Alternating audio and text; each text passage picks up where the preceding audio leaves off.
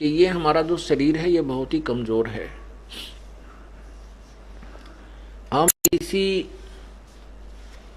ये तो एक दिन आपका जाएगा, ये नहीं रह सकता।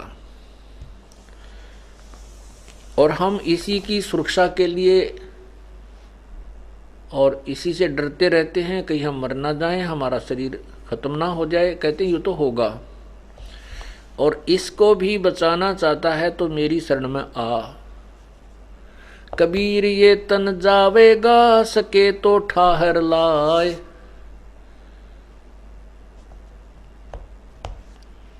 ये शरीर तेरा जाएगा और सके तो ठाहर ला। ठाहर माने इसको सपोर्ट दे।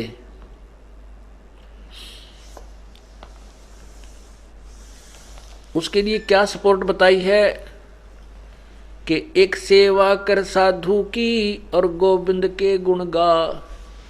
सतगुरु की, संत की, पूर्ण सतगुरु की शरण में आके और पूर्ण परमात्मा की साधना कर, जिससे तेरे ये शरीर को भी रक्षा मिल होगी, तेरा शरीर भी बचेगा।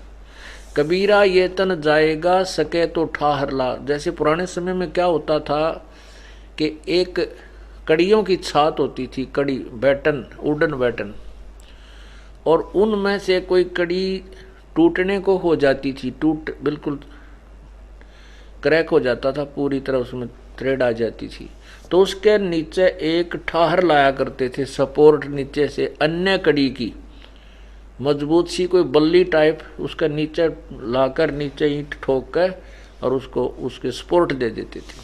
और वो कड़ी फिर मनमाने 20 वर्ष रह जाती, चल जाती, वो छत गिरती नहीं। तो परमात्मा कहते हैं आपका ये शरीर एक दिन जाएगा, जितना समय आपका ये श्वास गिनर का डाल रखे हैं उस दिन ये जाएगा। इसको भी अगर तू बचाना चाहता है तो मेरी शरण में आ। परमात्मा कहते हैं बंदी छोड़ के मेरी शरण में आ। उसको ठाहर लगा। ठाहर कैसी लगेगी? जैसा आपने ऋग्वेद मंडल नंबर 10 सूक्त नंबर 161 161 के मंत्र नंबर 2 और 5 में पढ़ा कि यदि प्राणी साधक की भक्ति जो करता है उसका यदि आयु भी समाप्त होगी हो, जीवन शेष रहा ना हो, उसको भी परमात्मा 100 वर्ष की आयु प्रदान कर देता है। और फिर आगे जो आंखें आदि अन्य इंद्रियां भी तेरी नष्ट होने का संयोग हो, तेरे संस्कार हो, हे पुनर्जीवन प्राप्त प्राणी तू समर्पण कर मेरे अंदर, पूरा विश्वास कर, मेरी सतभक्ति कर, फिर तेरी सभी अंगों की रक्षा भी करूंगा।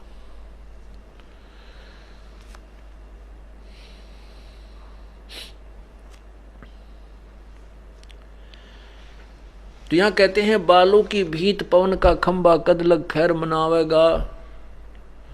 आजम तेरे घटने गेरे तू राम कहने ना पावेगा। काल बलि तेरे सिर पर बैठा बुझा पकड़ ले जावेगा, और मात पिता तेरा कुटुंब कबीला सारा ही खड़ा लखावेगा। पुण्यात्मा हमारे साथ बहुत बूंदी बनी हुई है। आज उस व्यक्ति से मिलकर देखना जिसको कैंसर डिक्लेयर कर दी गई हो, और क्या उस परिवार की स्थिति है, क्या उस व्यक्ति की दशा होगी। परमात्मा कहते हैं हिड़की दे रोएगी सुरता जब तू चल लेगी अकेली। अब वो अपने अंतिम दिन गिन रहा है कि अब जाना पड़ेगा। और जिसको ये तकलीफ कोई नहीं है, जिसको अभी सिग्नल मिला नहीं तेरे जाने का, वो अंडी पा क्या फिर है।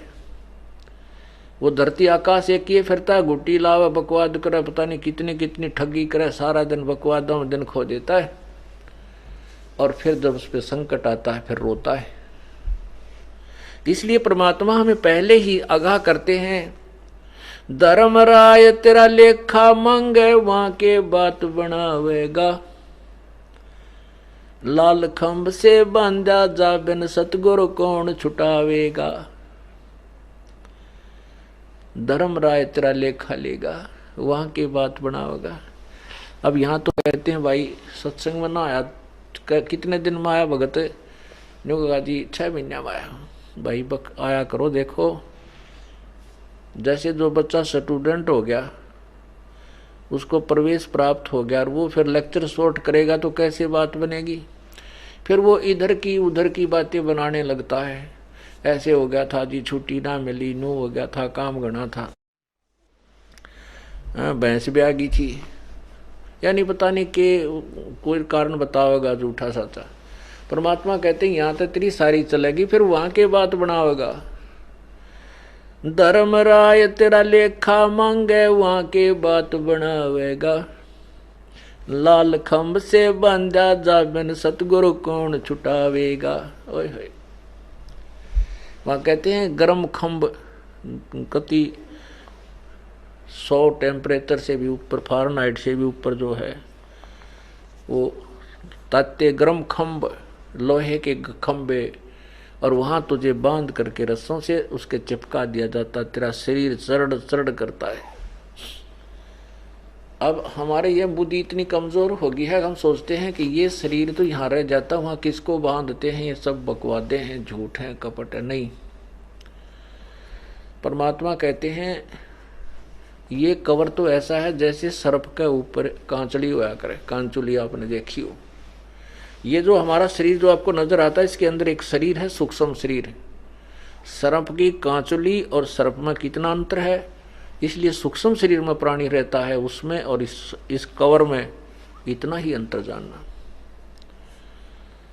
तो उस प्राणी को सूक्ष्म शरीर में सब दुख होते हैं, गर्मी भी, सर्दी भी, उसको मानसिक परेशानियां भी जो की त्यों रहती हैं, क्योंकि ऊपर तो एक कवर है, ये कपड़ा पहन रखा है हमने। जैसे इस स्थूल शरीर के ऊपर ये कपड़ा, इसके ऊपर अंदर जो सूक्ष्म शरीर है उसके ऊपर ये कपड़ा परमात्मा ने एक और हमारे मंड रखा है।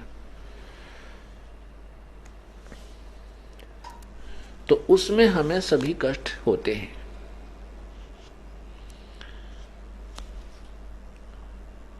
तो कहते हैं बिन सतगुरु कौन छुटावेगा।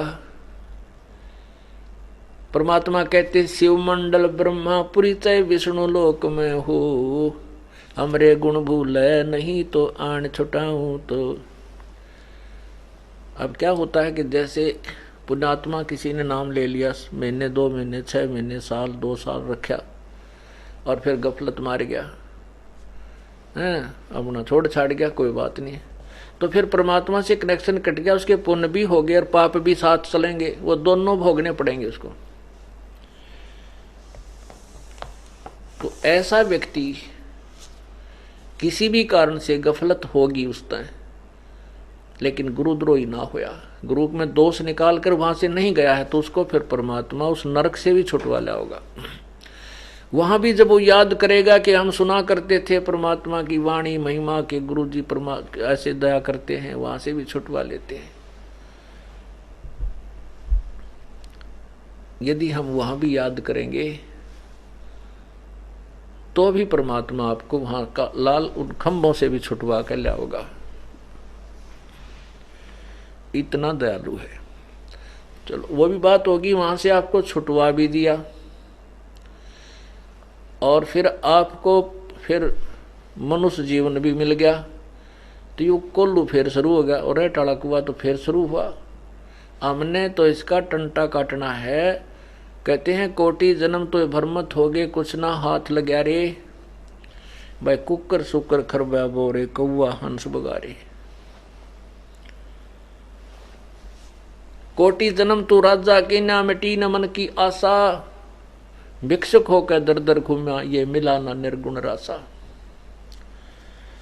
पुण्यात्माओं, जो भक्तात्मा सत्संग में बार बार आते हैं, वो यही वचन, यही सत्संग आपको सुनाया जाता है। देखो प्रतिदिन कपड़ा मैला होता है, हम रोज धोएं उसको साफ करते हैं, साबुन और जल वही होता है और उसी से वो साफ होता है। इसी प्रकार आप संसार रूपी संसार के अंदर जाते हो, आपका अंतःकरण रूपी जो कपड़ा है वो अवश्य मैला होता है। उसको धोने के लिए यही सत्संग वचन, यही ज्ञान, यही रह कर उल्टे सुलटे जो ना थपेड़े मारे जाते हैं, जिससे आपके अंतःकरण में सफाई होती है।